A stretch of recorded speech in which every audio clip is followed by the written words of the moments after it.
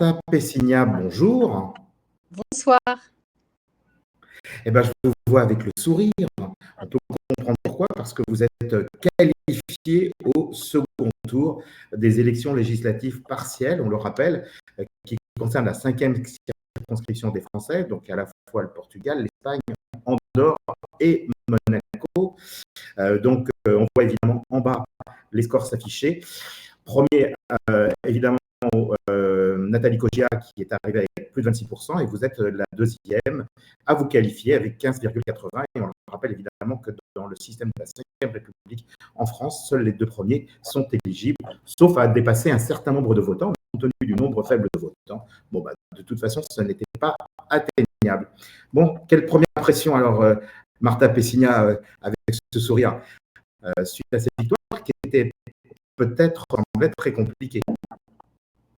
Écoutez, nous, on est parti pour gagner. On n'a pas décidé de faire campagne juste pour le plaisir de faire campagne. Donc, l'idée, c'était la victoire. Mais je ne vous cache pas que c'était une campagne difficile parce qu'il a fallu sillonner la circonscription parce que voilà, il y a eu d'autres candidatures à gauche et que nous, on aurait aimé évidemment pouvoir porter toutes et tous ensemble le programme du nouveau Front populaire. Mais voilà, malgré ces embûches, on a réussi à dépasser le Rassemblement national, malgré le fait que voilà, tout le monde nous annonçait imprimante, je pense, pour les personnes qui sont à la fois opposées à la politique d'Emmanuel Macron, à la droite et l'austérité budgétaire, mais aussi à l'extrême droite.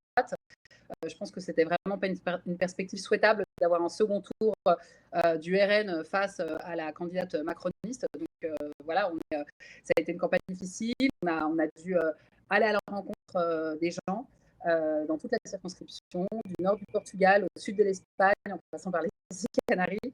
Mais écoutez, on est ravis, on ne doute pas de notre plaisir d'avoir réussi à convaincre, finalement, d'avoir réussi à convaincre que ce qui comptait le plus, au-delà des étiquettes qu'on nous a beaucoup mis aussi, des épouvantails qu'on a brandis sur la fiscalité, sur le fait que j'étais LFI. En fait, on a fait le choix de tout simplement faire de la pédagogie, expliquer qu'est-ce qui contenait ce programme, qu'est-ce qu'il y avait dans ce programme, et après, on peut être en désaccord, mais pour nous, le cœur de notre campagne, c'était expliquer l'autorité des Françaises et des Français de la circonscription. Et pour finir, je pense que l'autre force, c'est que j'ai pas fait de campagne toute seule. J'ai pas fait campagne uniquement avec mon nom et avec mon étiquette, entre guillemets. On a été un collectif de personnes, et ça, je tiens à le dire quand même, pour remercier non seulement les électrices et les électeurs qui ont fait le choix de soutenir ma candidature, mais aussi de toutes les personnes qui se sont mobilisées, qui nous ont parfois accompagnés en voiture d'un point A à un point B, qui ont organisé, qui étaient engagés localement, qui ont organisé des réunions publiques pour faciliter notre venue, ancrés localement dans la coalition Agissons Ensemble, que ce soit sur les problématiques éducatives, sur les problématiques syndicales, sur les problématiques environnementales, et qui nous ont apporté leur expertise pour qu'on soit les meilleurs possibles, parce que moi, je n'ai pas la prétention d'être experte sur tous les sujets, et je pense que c'est grâce à toutes ces personnes-là qu'on a pu être qualifiés au second tour. Donc, je les remercie, elles se reconnaissent. Alors, justement, là maintenant vous abordez évidemment le thème du second tour. Le second tour, il a déjà commencé. On le rappelle, c'est dans 15 jours que se dérouleront donc les élections, en tout cas le vote en présentiel, sachant que le vote électronique va démarrer bien plus tôt, comme ça a été le cas pour le premier tour. Donc je pense que vous avez décidé de ne pas rejoindre le nouveau Front populaire. Donc là, comment ça se passe avec eux? Parce qu'aujourd'hui, c'est quand même un bassin de voix important, c'est plus de 16%. Si on réunit Guillaume Horn et Johan Chermette-Wagner, un de Place Publique, l'autre du Parti Socialiste. Donc, comment ça se passe aujourd'hui avec eux? Je pense que... Alors, à titre personnel, aussi bien le candidat du Place Publique, Johan, que le candidat Guillaume du Parti Socialiste, je les connais et on a de bonnes relations parce qu'on vit dans la circonscription, donc on a déjà eu l'occasion de se croiser. Mais ça, c'est à titre personnel. Je suis d'accord avec Ça, vous. c'est à titre personnel. C'est pour vous dire qu'on a eu l'occasion d'échanger, de se parler au téléphone hier soir, aujourd'hui. Après, il y a un positionnement qui va être ceux de leur parti, qui n'a pas encore été publié sur les réseaux sociaux. Donc, voilà, je ne sais pas si. Je peux vous dire parce que ce sera bientôt publié. J'ai cru comprendre que le Parti socialiste appellerait à soutenir ma candidature, au sens de la circonscription que j'ai. Place publique, un positionnement, on va dire, moins affirmé en faveur de ma candidature. Mais voilà, c'est tout ce que je peux vous dire pour le moment, sachant que ça, c'est les conversations que j'ai eues à titre individuel avec ces deux candidats, mais je n'ai pas encore vu la publication de communiqué de presse. Donc, j'espère ce qui ressortira de cette conversation sera fidèle à ce que c'est. Ce qui ressortira dans les communiqués de presse sera fidèle à ce que je vous ai dit, mais a priori, je pense que ça va se dérouler comme ça. Mais je voudrais juste rajouter jusqu'au premier tour. On s'est rendu compte en fait que la plupart, alors évidemment, je serais ravie qu'il y ait un très grand nombre de partis qui soutiennent de façon affirmée, claire, nette et cohérente ma candidature. Je ne vais pas vous le cacher. Et c'est vrai que ça apporte une force, mais on a aussi fait le constat, en sillonnant la circonscription, en allant à la rencontre des gens, que la plupart des personnes n'appartiennent pas forcément à un parti et ne vont pas voter en fonction de la publication d'un communiqué de presse sur les réseaux sociaux. La plupart des gens ne sont même pas sur X ou sur Instagram. Nous, on a des personnes qui sont venues à nos réunions publiques parce qu'on avait envoyé des mails, le mailing des personnes qui sont enregistrées sur la circonscription, mais qui sinon n'auraient même pas entendu parler n'étaient même pas au courant qu'il y avait une élection, ont entendu parler du programme du Front populaire, mais si vous voulez, sont en dehors des étiquettes et des tambouilles, si vous voulez, qu'il peut y avoir entre les différents partis à Paris. On est bien loin de ça dans la circonscription.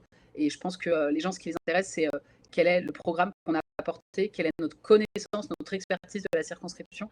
Et c'est sur ça qu'on va essayer de convaincre d'ici le second. Est-ce que vous prévoyez de vous déplacer dans la circonscription ? Je peux vous annoncer le programme qui est... Alors, je vous demande un tout petit instant parce qu'il y a eu plusieurs modifications. On avait prévu de se rendre dès ce mercredi à Valence, mais il se trouve qu'il y a la gota fria, il y a des conditions météo qui sont très mauvaises, qui ont causé d'ailleurs la catastrophe de la Dana l'année dernière. Donc, on a dû modifier, on a passé toute la journée à travailler sur le programme. Et donc, je peux vous annoncer qu'on sera le jeudi 2 octobre à Barcelone, le vendredi 3 midi à Valence, aux îles Baléares au premier tour. Enfin, on avait été aux îles Canaries, mais pas aux Baléares. Le mardi 7, eh bien, il y aura, si je ne dis pas de bêtises, un débat organisé par vous-même. Et, je vous le confirme avec l'accord de Nathalie Cogia. Et donc, on va organiser un débat sur lequel vous pourrez évidemment parler de vos différences. Génial. Et donc, voilà, le mardi 7, il y aura ce débat en ligne. La ville qui vous est chère, Lisbonne, ce sera la dernière étape de notre campagne, le jeudi 9 octobre. Voilà. Et est-ce que vous prévoyez d'avoir certaines têtes d'affiche? Vous avez eu Jean-Luc Mélenchon qui s'était déplacé tout dernièrement sur Madrid. Est-ce que vous prévoyez de faire venir d'autres personnes? On avait eu Jean-Luc Mélenchon, mais pas seulement. On avait eu aussi le président de la Commission des Finances, Éric Coquerel, qui était venu rétablir quelques vérités sur la justice fiscale. On a eu aussi l'honneur d'avoir deux députés Génération, Benjamin Lucas, qui est venu à Malaga, et Karim Benchir, le seul député des Français de l'étranger de gauche, qui est venu, un élu écologiste qui s'appelle Raphaël Régleleu. Est-ce que j'oublie quelqu'un? Voilà, on a eu vraiment un très grand soutien de Paris, en tout cas de personnes élues de différentes composantes de la gauche, et c'était, ça a représenté une très grande force pour nous. Là, je ne peux pas encore vous annoncer, tout ça est en cours de discussion, parce que là, on a dû faire des ajustements, comme je vous l'expliquais, sur le programme. Donc, on est en train de discuter.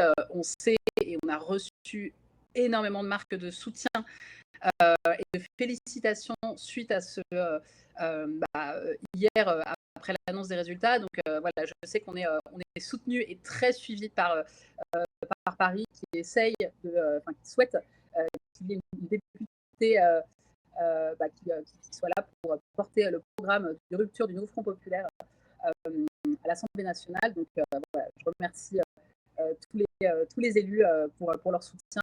On sait pas, je ne suis pas encore en mesure de vous confirmer qui viendra, mais c'est en cours de discussion et les élus souhaitent, s'ils le peuvent, venir. Mais c'est vrai qu'il y a aussi des échéances à l'Assemblée nationale qui fait que ça peut être rendu un petit peu. Bon, en tout cas, on a compris, Martha Pessignac, que la nuit a été courte hier soir, mais qu'effectivement, c'était une bonne surprise pour vous, effectivement, parce que avec la division qui régnait, on pouvait penser que, donc déjà, félicitations pour vous. Eh bien, je vous souhaite maintenant de faire une bonne campagne au second tour. On aura sûrement l'occasion, de toute façon, en plus du débat, de pouvoir vous avoir une nouvelle fois en interview. Vous pourrez évidemment nous annoncer les dernières nouvelles. Et donc, on a compris qu'à l'heure actuelle, eh bien, s'engager une discussion plus particulière, en l'occurrence, et favorable avec le PP, en dehors du NFP, comme voilà, mais que vous espériez peut-être trouver un accord très prochainement avec eux. C'est ce que j'ai compris. Et après, il y a aussi des personnalités, notamment de place publique, qui peuvent me soutenir en off, comme on dit. Enfin, en tout cas, je sais qu'à titre personnel, je reçois énormément de soutien, que voilà, au regard de pouvoir afficher ces soutiens, mais en tout cas, je sais qu'on est très appuyé par les élus consulaires. Et je les remercie parce que c'est des personnes qui ont une connaissance des problématiques de la circonscription, des intérêts des Françaises et des Français de l'étranger. Et sans eux et sans elles, on n'aurait pas pu faire une aussi belle campagne. Donc voilà, je tiens à profiter de ce moment pour les remercier. Merci beaucoup, Martha Pessigna, et puis bonne chance, et puis bonne tournée, parce que là, je pense que vous allez prendre plusieurs fois l'avion, en tout cas ces prochains jours, pour la rencontre des Français de la 5e circonscription. Merci. Bonne journée à vous. Merci d'avoir répondu à notre interview. Au revoir. Bonne soirée. De même.